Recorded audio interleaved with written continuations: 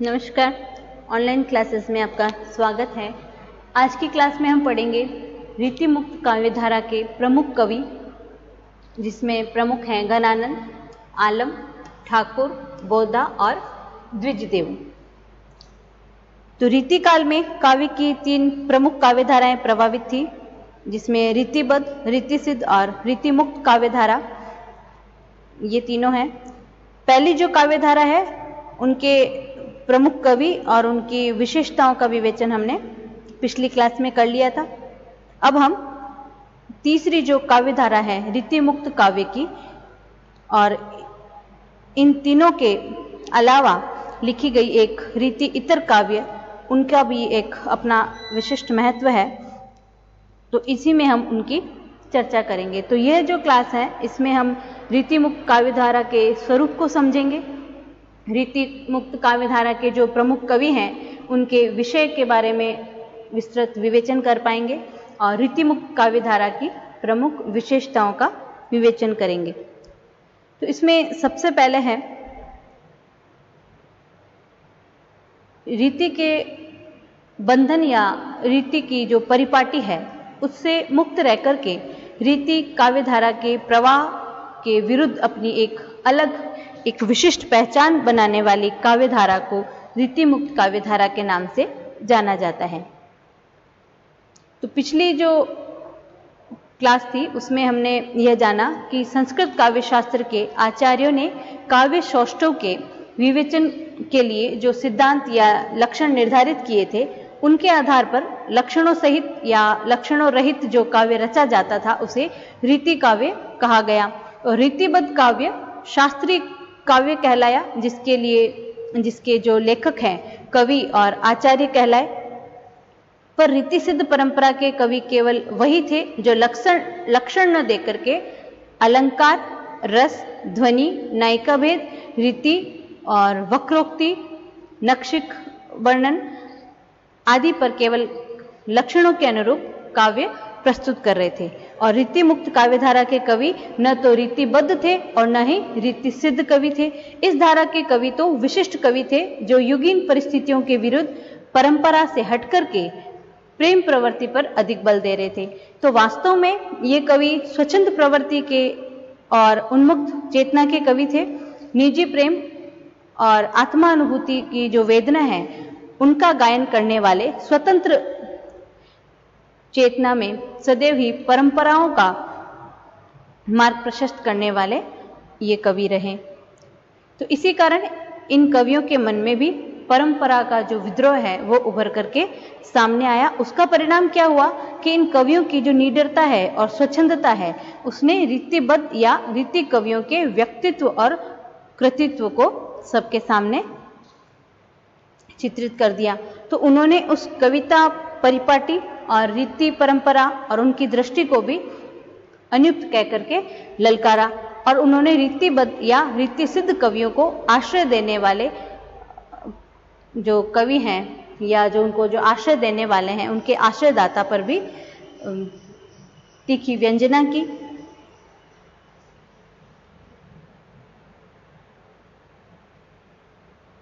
तो रीतिमुक्त जो काव्यधारा है इसमें प्रमुख रूप से ये जो 5 कवि हैं उन कवियों की और उनकी रचनाओं के विषय में भी हम थोड़ा विश्लेषण करेंगे। सबसे पहले है घनानंद। तो घनानंद का नाम रीतिमुक्त या स्वच्छंद कवियों में सबसे पहले लिया जाता है। रीति की प्रवाहमान धारा के विरुद्ध खड़े रह करके एक नवीन काव्यधारा का प्रवर्तन करने का श्रेय घनानंद को ही जाता है। ब्रजभाषा कविता को परंपराओं के बंधन से मुक्त करा करके एक नई दिशा देने वाले जो कवि हैं वो प्रमुख हैं घनानंद। तो इनका जो जन्म है वो 1746 ईस्वी के आसपास माना गया है, और ये ब्रजभाषी थे और मोहम्मद शाह रंगीला के दरबार में मीर मुंशी थे। और उनका अनुराग एक सुजान नाम की वैश्या से हो गया था और यह कहा जाता है कि दरबारियों के षड्यंत्र के कारण घनानंद को दरबार से निकाला गया था और बादशाह के कहने पर पद न गाने और सुजान के कहने पर गा देने से इस कवि को बादशाह के क्रोध का भाजन बनना पड़ा। और ऐसे में घनानंद ने सुजान से अपने साथ चलने को कहा और उसने इनकार कर दिया। उसका परिणाम यह हुआ कि इनको गहरा आघात लगा और वे वहां से वृंदावन चले गए और वहां जाकर के निम्बार्क संप्रदाय में दीक्षित हो गए।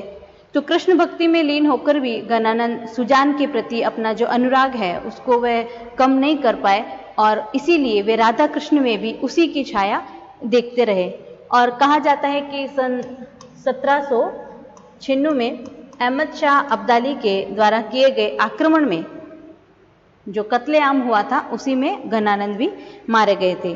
तो लौकिक प्रेम से अलौकिकता तक पहुंचने वाले रसिक कवि घनानंद अपनी जो प्रेमिका है सुजान उसको अंतिम समय तक नहीं भुला पाए और संयोग की अधिकांश कविताएं उन्होंने दरबारी निर्वासन से मतलब दरबार से निकाले जाने से पहले उन्होंने संयोग की कविताएं लिखी और वियोग की जो कविता है वो दरबार से निकाले जाने के बाद की।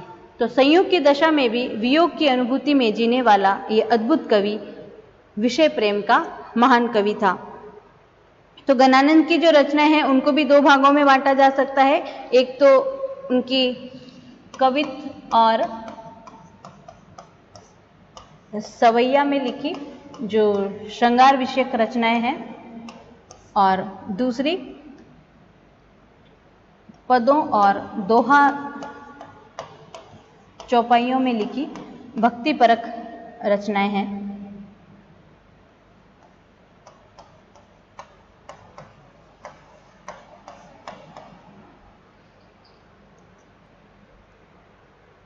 तो श्रृंगारिक रचनाएं जो है वो केवल मुक्तक हैं और भक्तिपरक रचनाएं प्रबंध और मुक्तक दोनों हैं। तो उनकी रचनाओं के कुछ नाम जैसे भावना प्रकाश, कृष्ण कौमुदी, रंग बदाई, प्रेम पद्धति, सुजान चरित, मनोरथ मंजरी, प्रिया प्रसाद, गोकुल गीत, सुजान हित आदि हैं।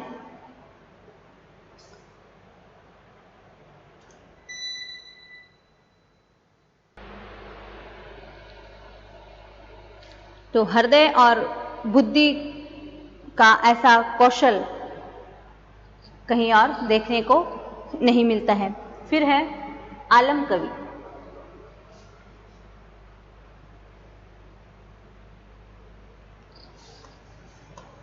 आलम तो आलम स्वच्छंद धारा के दूसरे प्रमुख कवि हैं। तो अकबरकालीन आलम और शेख नाम की एक रंगरेजिन से प्रेम करते थे और इस घटना प्रसंग से उनको प्रसिद्धि भी बहुत मिली और कहा जाता है कि ये मूल रूप से ब्राह्मण थे और उस रंगरेजिन के शेख के अनुरागवश मुसलमान हो गए थे। इनकी जो 4 प्रमुख ग्रंथ उपलब्ध होते हैं, एक माधवानल कामकंदला और श्याम स्नेही,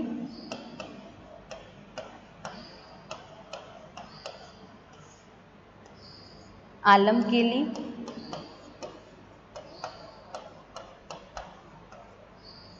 और एक है सुदामा चरित।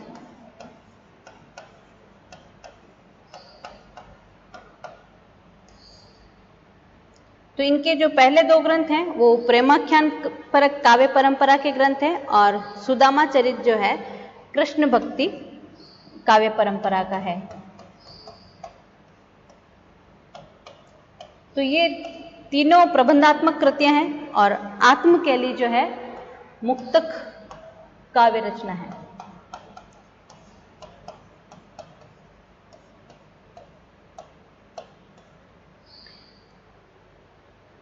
कुछ स्फुट छंद भी आलम के नाम से मिलते हैं। तो कवि के स्वच्छंद भाव और प्रेमी वृत्ति को आलम केली में देखा जा सकता है। और माधवा नल काम कंदला ये एक प्रेम कथा है,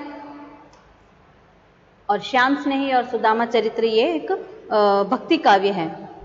तो इनके काव्य में रागात्मकता के साथ साथ शास्त्रीय वस्तुपरकता का भी पुट दिखाई देता है, और रीतिबद्ध कवियों के समान काव्य शास्त्रीय नियम जो है इनके संस्कारों में ही थे। रूप, गुण, चेष्टा, हाव भाव आदि का वर्णन इन्होंने पूरे मन से किया, और इनकी विरह प्रधान रचनाओं में विरह की तीखी कसक भी है। तो इनका जो काव्य का काल है वो 1640 से 1680 तक माना जाता है। फिर है कवि ठाकुर। तो इनका पूरा नाम ठाकुरदास है, और इनकी जो 2 काव्य संग्रह मिलते हैं, एक ठाकुर ठसक और दूसरा है ठाकुर शतक।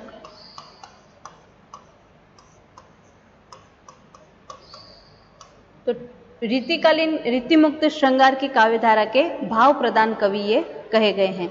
तो इनका जो जन्म है वो मध्य प्रदेश के ओरछा में कायस्थ परिवार में माना जाता है, और बुंदेलखंड के ये निवासी माने गए हैं। तो रीति स्वच्छंद काव्यधारा के सभी कवि साहस के धनी थे। ठाकुर ने अपने काव्य में राधा को आराध्य बनाया और श्रृंगार वर्णन के लिए स्वच्छंद मार्ग का अनुसरण किया। तो कहीं कहीं रीतिबद्ध शैली का प्रभाव भी इनके काव्य में दिखाई दे जाता है।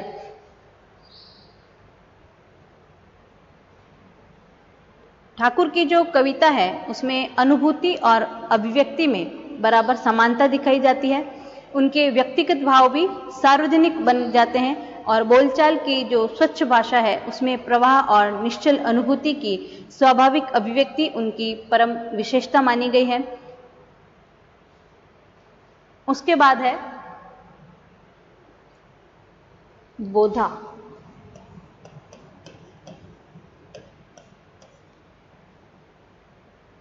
तो इनका पूरा नाम बुद्धिसेन था।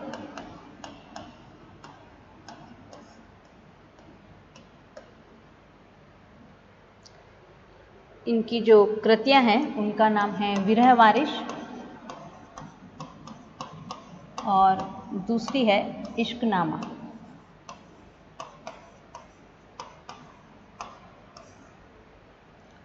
तो विरह वारिश तो माधवानल काम कंदला की प्रसिद्ध जो प्रेम कथा है उस पर आधारित एक प्रबंध रचना है, प्रबंध रचना। और इश्कनामा जो है उसमें प्रेम संबंधी मुक्तकों का संग्रह है।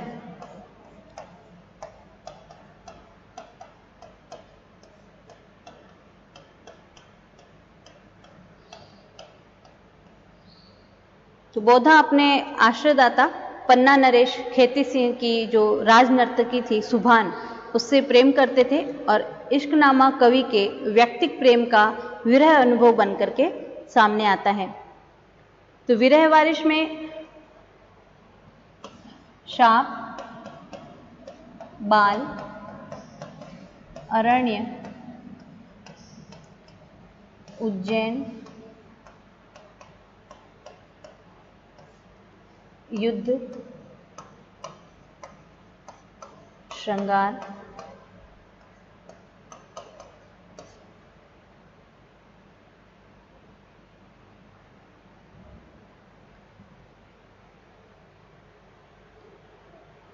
और ज्ञान आदि खंडों में घटनाओं को विस्तार से प्रस्तुत किया गया है। तो इनका जो रचना काल है वो 1773 से 1803 तक माना गया है। तो प्रेम को बोधा एक पंथ मानते थे, और इस पर चलने वालों को तलवार की धार पर चलने के समान बताया है। तो परिवार और समाज की सभी मर्यादाओं की परवाह किए बिना, बड़े से बड़े बलिदान दिए बिना इस पंथ पर चलना असंभव था, इसीलिए वे प्रेम का बखान भी केवल सहृदय के सामने ही करना चाहते थे, क्योंकि वही इसका सुपात्र हो सकता है और दूसरों के सामने किए गए बखान को वह उपहास का विषय मानते थे। तो ये तो प्रेम के प्रतिदान की अपेक्षा भी रखते थे। इन सभी विचारों और भावों की अभिव्यक्ति इनके काव्य में देखने को मिलती है। तो बोधा के काव्य में इंद्रियता और उदात्तता का अद्भुत मिश्रण देखा जा सकता है। बोधा के प्रेम विषयक काव्य की अभिव्यक्ति पूरे मनोयोग से की गई प्रस्तुति बनकर के हमारे सामने आती है। फिर है रीतिमुक्त काव्य धारा के अंतिम प्रमुख कवि द्विजदेव।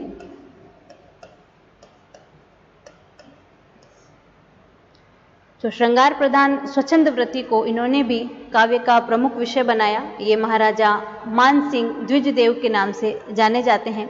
प्रकृति वर्णन की स्वच्छंदता, संयोग श्रृंगार में भाव प्रदान रीतिबद्धता और वियोग श्रृंगार में रीति स्वच्छंद रागात्मकता को इनके काव्य में स्वाभाविक रूप से देखा जा सकता है। तो हृदय की विभिन्न अंतरदशाओं का अत्यंत मार्मिक वर्णन करने में ये पूर्ण रूप से कुशल माने जाते हैं।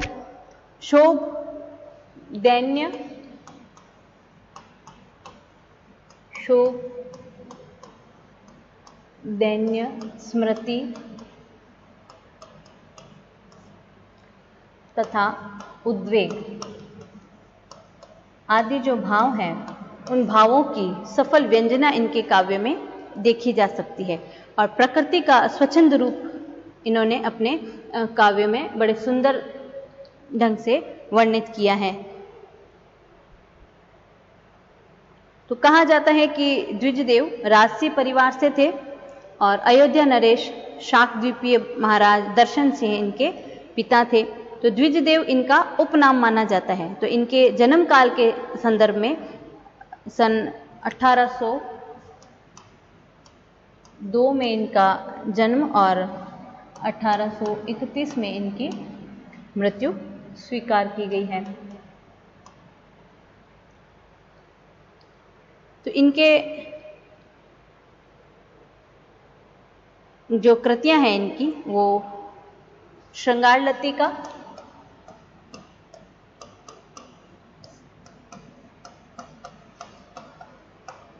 और श्रृंगार बत्तीसी,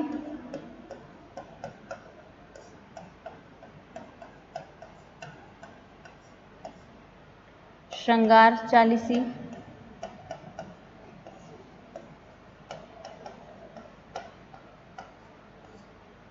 और रस सुकुमार, रस कुसुमाकर, ये उपलब्ध ग्रंथ हैं इनके 4। तो इनकी कृतियों और जो वर्ण विषय है उनके संदर्भ में कहा जाता है कि ये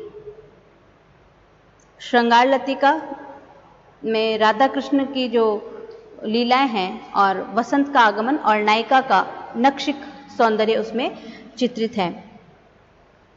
तो द्विजदेव के श्रृंगारी छंदों में रूप, अनुभव, इन सभी का वर्णन मिलता है, लेकिन अनुभूति की गहराई और प्रस्तुति की जो गंभीरता है उसको ध्यान में रखते हुए कहीं कहीं घोर श्रृंगार का वर्णन किया गया है। और नायिका की मनोव्यथा की प्रस्तुति अत्यंत मनोवैज्ञानिक दृष्टि से की गई है। प्रकृति मनोहारी रूप में चित्रित की गई है। सरल और निश्चल अभिव्यक्ति उनके नवीन जो उपमान हैं और जो युग के अनुरूप जो अलंकार हैं और उसमें बिंबात्मकता देखी जा सकती है। उनकी भाषा में रीति युग के काव्य सौंदर्य और ब्रज भाषा के उत्कर्ष को देखा जा सकता है। लक्षणा, मुहावरे और लोकोक्तियों ने उनकी अभिव्यंजना शक्ति को प्राणवान बनाया है। इस प्रकार उनकी भाषा प्रांजल बन पड़ी है। तो आज की क्लास में हमने पढ़ा रीतिमुक्त काव्य धारा और उनके प्रमुख कवि, जिनमें से प्रमुख हैं घनानंद, आलम, ठाकुर बोधा और द्विजदेव। तो जो घनानंद है उनका जन्म सन 1746 से 1796 में उनकी मृत्यु निश्चित है। और आलम का जो प्रसिद्ध ग्रंथ है माधवानल, कामकंदला और आलम केली, ये दो तो इनके मुक्तक काव्य रचना है। और श्याम स्नेही और सुदामा चरित ये इनकी भक्तिपरक रचनाएं मानी गई है। ठाकुरदास की रचनाएं ठाकुर ठसक और ठाकुर शतक, और बुद्धिसेन जिनका नाम बोधा है उनकी जो रचना है प्रबंध रचना विरह वारिश, और प्रेम संबंधी मुक्तकों का संग्रह इश्कनामा जो इनकी रचना है उनमें संग्रहित है। फिर अंत में है जो रीति मुक्त धारा के अंतिम कवि माने जाते हैं द्विजदेव। तो इनकी जो 4 संग्रह उपलब्ध हैं, श्रृंगार लतिका, श्रृंगार बत्तीसी, श्रृंगार चालीसी और रस कुसुमाकर। ठीक है, आज की क्लास में बस इतना ही। अगली क्लास में हम रीति मुक्त काव्य धारा की प्रमुख विशेषताओं को पढ़ेंगे। धन्यवाद।